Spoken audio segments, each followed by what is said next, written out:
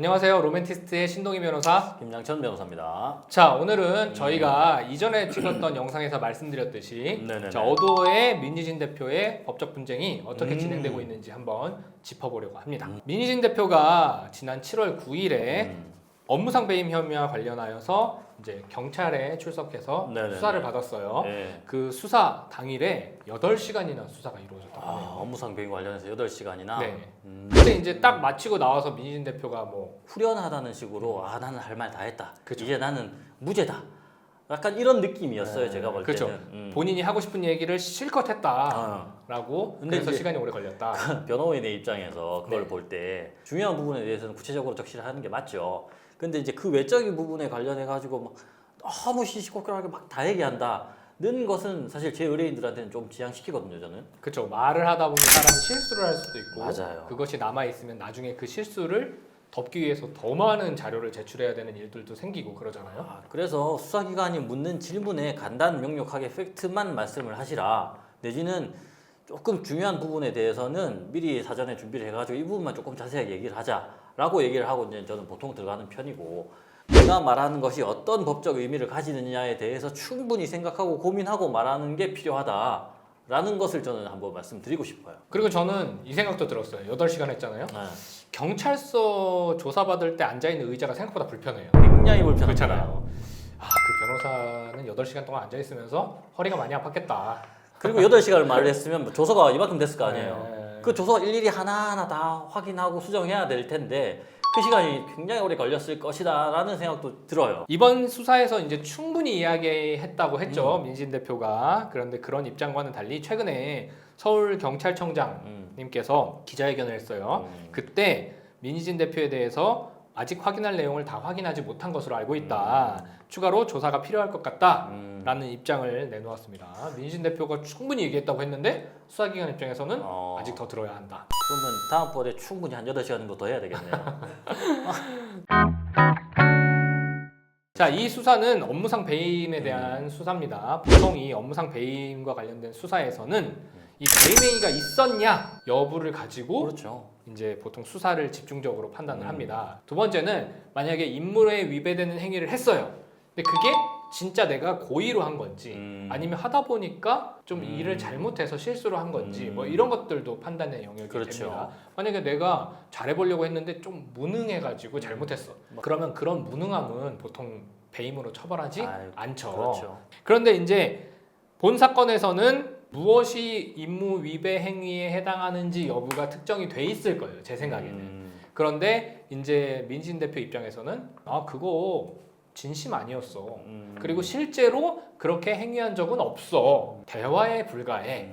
이렇게 이야기하니까 아마 수사기관은 이게 진짜 단순한 대화인지 네. 실질적으로 공모가 있었는지 아니면 구체적인 실행에 착수에 나섰는지 이런 것들을 좀 수사하려고 하지 않을까. 그렇죠. 그 부분에 대한 수사는 뭐 수사기관이 하는 것이니까 저희는 이제 그 결과를 지켜보는 것이고, 뭐 차후에 이제 조사가 더 필요하다고 했으니까, 그리고 그 민희진 씨 변호인 측에서도 추가적으로 제출할 증거가 많이 있다라고 했으니까 그 증거도 제출하고 추가 조사도 있고 뭐 이렇게 진행이 되겠네요. 네. 자, 그리고 이 업무상 배임 수사에 더해서 민희진 대표를 상대로 한 민사소송이 제기되고 있다라는 내용이 또 언론을 뜨겁게 달궜습니다.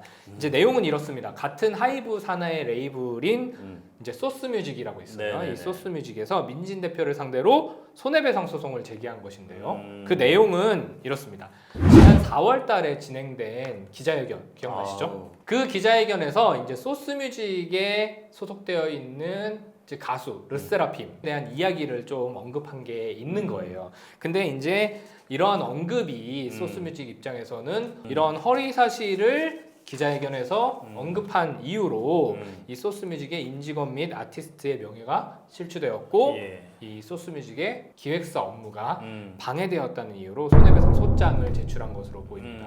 이게 보도에 따르면 소스뮤직이 이제 제출한 민사소송 손해배상 액수가 5억 원에 달한다고 해요. 그래요? 그렇죠. 5억 원이면 사실 적은 액수가 아니에요. 그럼요. 엄청난 큰 액수고 금액이죠. 이게 단순히 아티스트의 명예가 실추됐다, 정신적 피해가 있다, 위자료 플러스 이제 업무 방해가 있다면 업무 방해로 인한 회사의 매출 감소가 이 정도 예상된다라는 것을 특정해서 사실은 손해배상 소송을 해야 하는데 맞아요.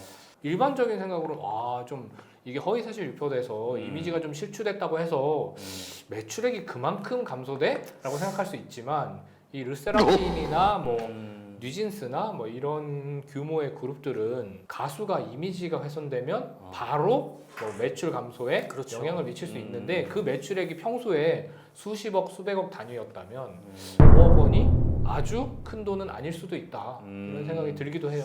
근데 이제 저는 이제 법적인 입장에서 따져보면 원고가 손해에 대해서 다 입증을 해야 돼요. 그렇죠. 어떤 불법 행위를 했고 그 불법 행위가 위법하며 그 위법한 불법 행위로 인해서 내가 얼마만큼의 특정된 손해를 입었다라는 손해 액수까지 입증을 하면서 소송에 들어가는 거란 말이죠. 만약에 형사 고소 과정이 있었다면 형사 고소 과정에서 명예훼손이나 업무방해가 인정되지 않는다. 불법 행위 자체가 인정이 안 될 수도 있고요. 그리고 만약에 인정이 됐다 치면 불법 행위는 인정되겠지만 손해 액수가 말씀하신 것처럼 과연 이게 5억이 맞는가라는 여부도 입증이 필요할 것 같고 여기서 형사상의 무죄가 나왔어요. 형사상의 유죄가 나왔다면 그것은 민사소송에 굉장히 중요한 증거로 쓰이니까 만약에 무죄가 나왔어. 그러면 민사소송에서는 다 원고가 지는 것인가? 또 반드시 그런 것은 또 아니거든요. 과실이 있기 때문에. 그래서 여러 가지 정황을 아직은 지켜봐야 된다. 단순히 민사소송이 제기됐다라고만 해서 이것이 민희진 씨가 불리한 위치에 놓여 있다는 것은 저는 아니라고 보여지고 양측의 공방이 앞으로 계속 될 것 같다는 생각이 드네요. 민희진 대표 앞으로 날아든 고소장과 소장들이 쌓여가고 있습니다. 자, 그러네요. 이것들이 어떻게 해결될 것인지 실제로 처벌까지 나아갈 수 있을 것인지는 좀 지켜볼 필요가 있을 것 같습니다. 관점에서 이제 하이브가 제기한 업무상 배임의 경우에는 실제로 민희진 대표가 그런 배임 행위를 하려는 의도가 있었는지, 배임 행위를 구체적으로 실현시키기 위한 방법들을 모색하고 이제 실행에 착수에 나선 사실이 있는지 여부가 좀 논점이 될 것 같고요. 맞아요. 그리고 소스뮤직의 손해배상 청구와 관련해서는 민희진 대표가 언급한 내용들이 외부에 공표됨으로써 이 르세라핌의 가수로서의 가치를 감소시킬 수 있는 내용으로 판단될 수 있을 것인지 그러니까 그것이 만약에 손해로 연결된다면 구체적으로 손해 액수는 얼마로 산정할 수 있을 것인지가 아마 논점이 될 것이라고 생각합니다. 맞습니다. 자, 오늘은 여기까지 말씀을 나눌까요? 감사합니다. 감사합니다.